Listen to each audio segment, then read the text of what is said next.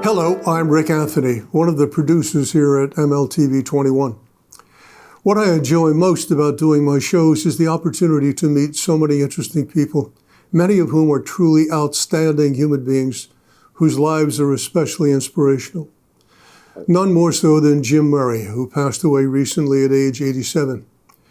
Jim was general manager of the Philadelphia Eagles for 14 seasons. He hired Dick Vermeil and helped guide the team to the NFC Championship in 1981. He proudly wore his Super Bowl ring and had volumes of stories about the team and its players.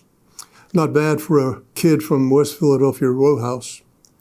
However, Jim's greatest achievements were being of service to other people. When the child of Fred Hill, an Eagles tight end, was diagnosed with leukemia, Jim helped to launch a charity called Eagles Fly for Leukemia. As a result, Jim wanted to know more about leukemia. At the Children's Hospital of Philadelphia, he met Dr. Audrey Evans, the head oncologist, and offered donations to help the hospital. What she said in response to Jim's offer changed his life and the lives of thousands of sick children and their parents. You know what else we need, Dr. Evans said? When I tell a family their child has leukemia, I've changed that family's life forever. So I'd like to get a room in a YMCA where they could stay while their child's being treated. Jim replied, "You need a house." Jim wasn't sure what to do next, so he did what he always did. He prayed for guidance. His prayer was answered. He contacted McDonald's and asked for a percentage of Shamrock Shake sales to buy the house for the families of sick children. McDonald's not only agreed, they donated all Shamrock Shake sale proceeds. The only condition was that Jim name it the Ronald McDonald House. No one could imagine what would happen next. With Jim's guidance, the first Ronald McDonald House opened its doors on October 15, 1974, not far from where he was raised. He called it the McMiracle. The Ronald McDonald House now provides families of sick children with affordable lodgings in more than 64 countries and has saved these families an estimated $332 million. It's truly a McMiracle. According to the New York Times article following Jim's death on August the 25th, Jim said the founding the Ronald McDonald Charity was no more than, quote, putting people together that can hold hands, hold hearts, and say, you know what, we're on defense, but we can't win without a good offense. Despite his celebrity, Jim was one of the most unassuming, humble people you'd ever meet. I used to see him at Mass. One day, about 7 years ago, I asked him if he would be a guest on my show to talk about his book, Life is an Audible, The Jim Murray Story. The book was written by a mutual friend, Steve McWilliams, who was recently a guest on this show.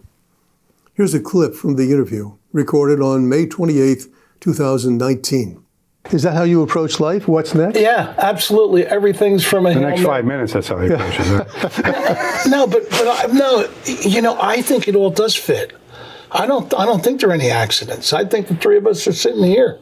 I think Justin and Matt. I think St. Paul is sat in that chair. God put us all here in Wayne, Pennsylvania. I'm from 812 Brooklyn Street. This studio is bigger than our house. We were poorer than poor, but we were richer than rich. Yeah. You know, Pop-Up Kelly lived on the next step, Aunt Peg and Uncle Bob. You know, they all, their only car was a yellow cab. You know, we talked about our old show. Yeah. But the point is, people took care of each other. That's right. When Dr. Evans challenged me to get a house, she didn't want a house. She wanted a room at the YMCA. I'm Irish. I did the Audible, his name for the book. I said, no, this is Philly. You want a house. We'll get us a house. Well, thank God I called McDonald's. If I don't make that call, it was like the pen relays. It just finished. Everything had to happen in God's timing. I didn't meet him by accident. We're not sitting here by accident. Okay, what will be the consequence of this book? Why did you want to tell your story, put it between covers? For whose benefit? Everybody's benefit. Why? Your great-granddaughter. Because this is what we were brought up to be. But why are your stories more relevant than mine or Steve's or anybody else's? They're not. They're a tip of the iceberg. Everybody's got a story. Everybody. If you go in those Ronald McDonald houses, I want this book to be the soul for every house to write their own book, tell their own history. And we do a thing called inspirational breakfasts once a month. I get to talk very shortly and tell the story of how the house started. But the people who come there that don't know anything, it changes their life forever. One of the other statistics at the convention this year, there are 525,000 volunteers throughout the world. These countries don't have that many people. Why did I do it? Because it's about one story.